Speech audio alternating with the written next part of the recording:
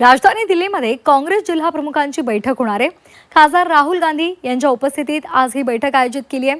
जनगणनेमधल्या ओबीसींच्या कॉलमच्या मुद्द्यावर ही बैठक बोलावलेली आहे।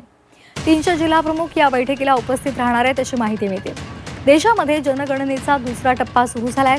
या जनगणनेमध्ये विचारल्या जाणाऱ्या 40 प्रश्नांमध्ये जाती संदर्भातील प्रश्नांच्या तिथे एसी आणि एसटी या प्रवर्गाचा उल्लेख आहे।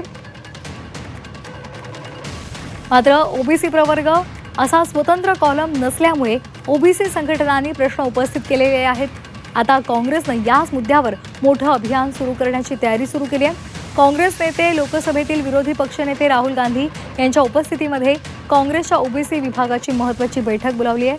ही बैठक आजच होण्याची शक्यता आहे।